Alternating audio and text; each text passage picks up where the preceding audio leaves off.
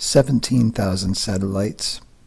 Since the rocket was invented, that would be over 2 launches a day. Do you believe it? How many launches do they have at Cape Canaveral? About one every 3 or 4 months? It's a joke, people. Now listen to this. 42 years ago was the last time that we had a full sunlit picture of the Earth. 42 years ago, by the Apollo 17 astronauts on the face of the moon. And they got the Earth just at the exact time, full, one half of the Earth lit by the sun behind the astronauts on the moon. That's the last time we have a full live picture of the Earth.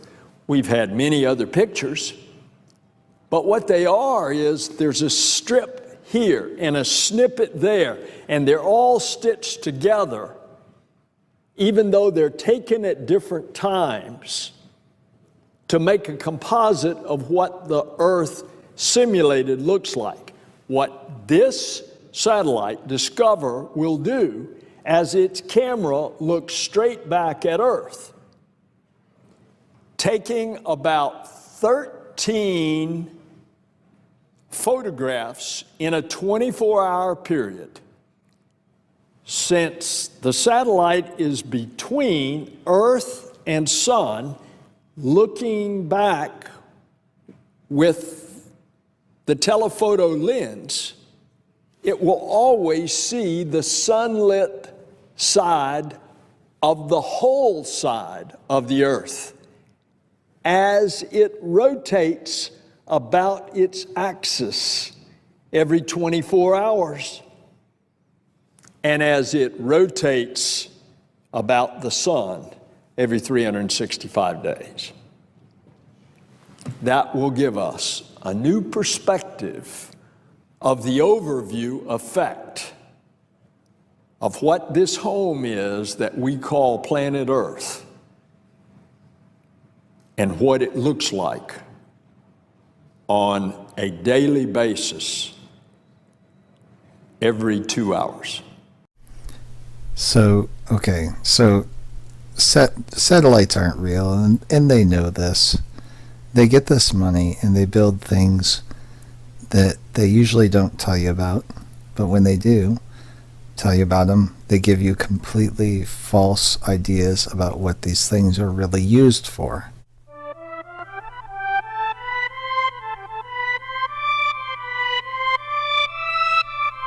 This is how it would be done on a flat Earth, especially in the 1950s. Communications, banks, stock exchanges, hotel reservations, cable TV, hospitals, computer centers, and other new customers are appearing at an increasing rate. We are in the midst of a global communications explosion. Helping meet this demand are communications satellites. This is President Eisenhower speaking. It is a great personal satisfaction to participate in this first experiment in communications involving the use of the satellite balloon known as ECHO. In this first experiment in communications involving the use of the satellite balloon known as ECHO.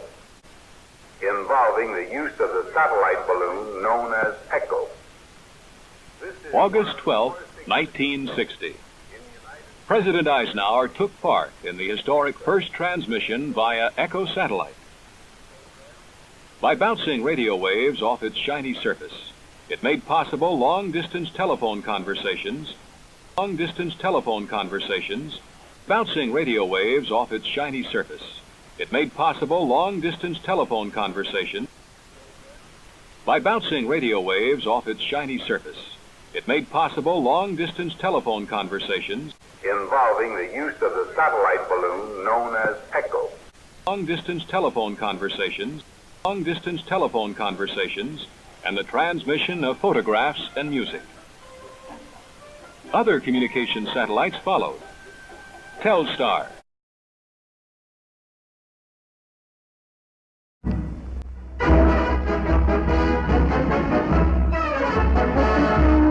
The Discoverer 17 satellite is launched into north-south orbit from Vandenberg Air Force Base, California.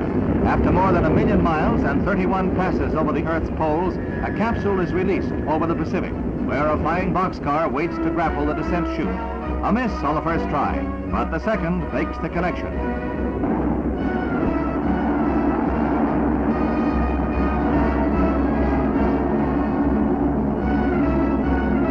This recovery completes the most successful test in the Discoverer program. It is the first in which the rocket engine of a satellite was restarted in orbit, in itself a major stride forward in space technology. The recovered capsule carried biological specimens, including artificially grown human cells, which will give vital knowledge of environment for putting a man into space.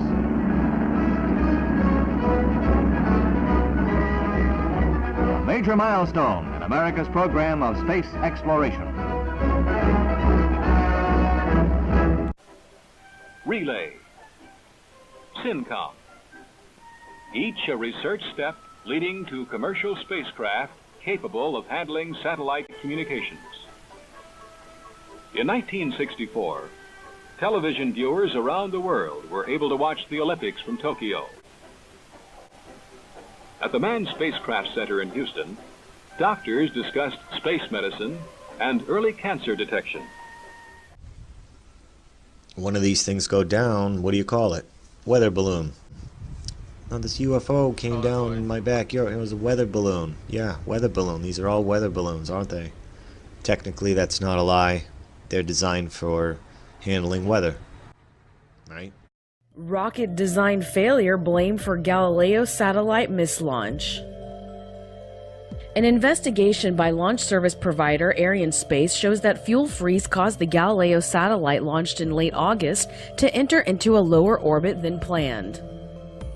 A Soyuz rocket carrying 2 Galileo satellites was launched from French Guiana at 9:27 a.m. on August 22nd.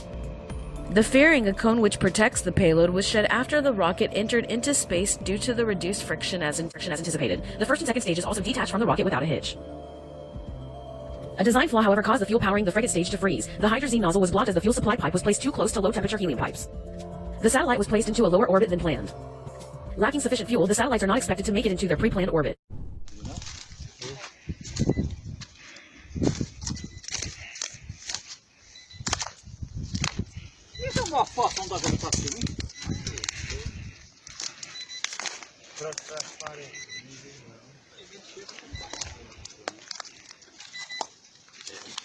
É grande essa porra, viu?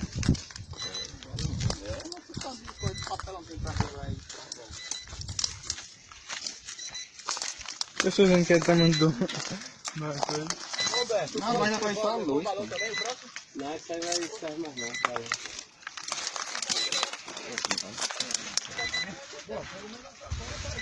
Lona tem muita aí, cara.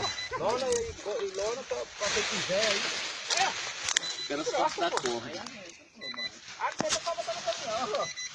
Isso aí não serve pra gente. Alguém tem uma faca aí na cinta? Vamos ver se nós tira direito aqui. Até falar esse bicho pra lá. Vamos puxar ele pra lá? Quero só a corda. Vamos puxar ele pra lá? Não, tira ele daqui. So now I'll hear, UAP, you're so dumb, man. Don't you realize these things, they re-enter the atmosphere and they burn up and you can totally see it? Okay, well, you see something. What is it? Maybe this. Incendiaries from a plane.